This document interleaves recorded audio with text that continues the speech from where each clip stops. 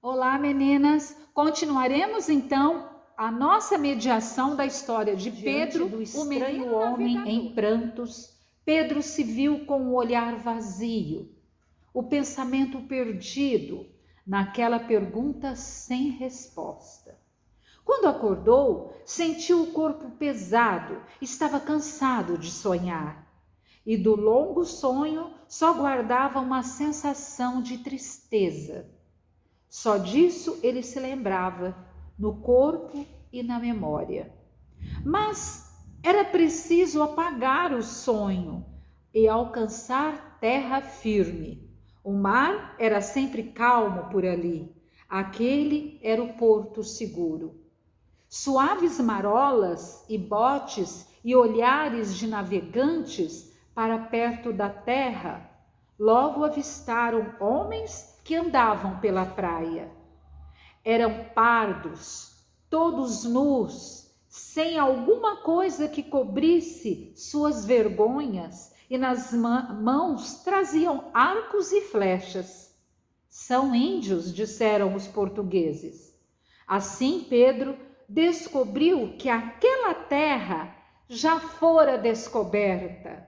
A terra já tinha dono.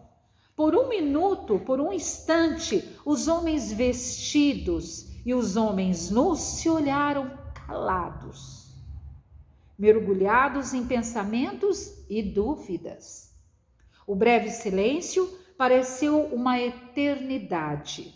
Quando finalmente falaram, perceberam que as palavras não faziam sentido naquele momento.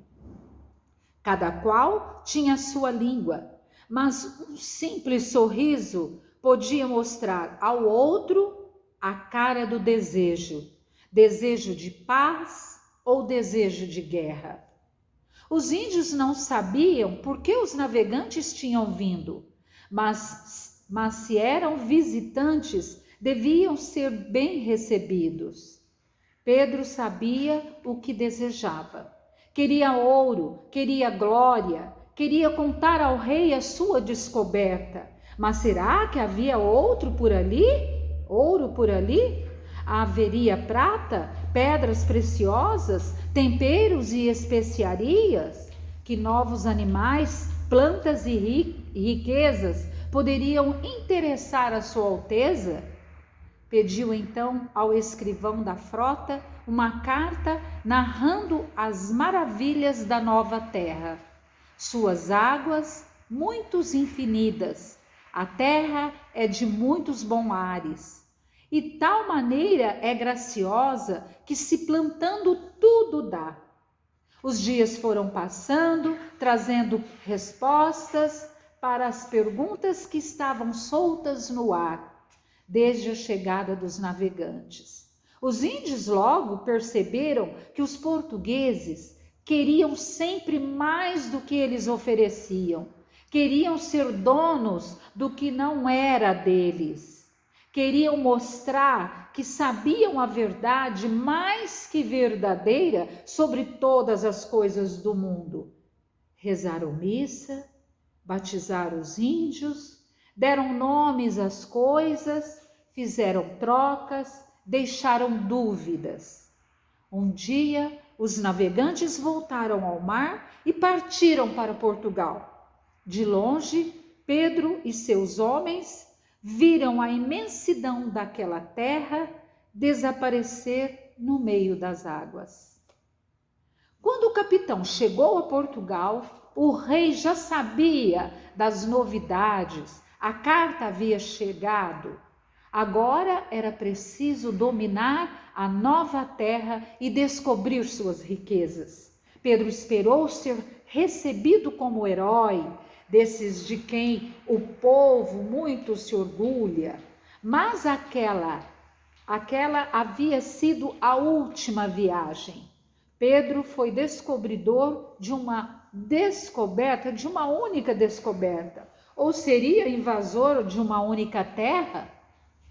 Uma terra que recebeu tantos nomes, mas que já tinha um só. Uma terra inundada por muitas águas, pintada de homens pardos, livres, tão iguais e tão diferentes. Pedro morreu anos depois. Ninguém falava nele. Ninguém saudava o navegador. Pedro morreu esquecido. Dizem que foi de malária, doença que pegou na travessia de volta quando aportou em Calicut. Será? Talvez Pedro tenha morrido aprisionado na tristeza daquele sonho que nunca o abandonou. Quem, na verdade, saberá o que levou para sempre?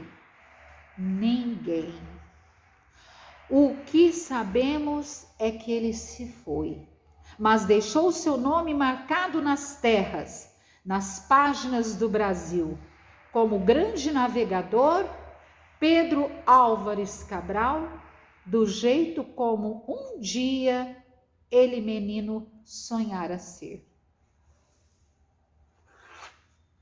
É de Lúcia Fidalgo, Pedro, o menino navegador.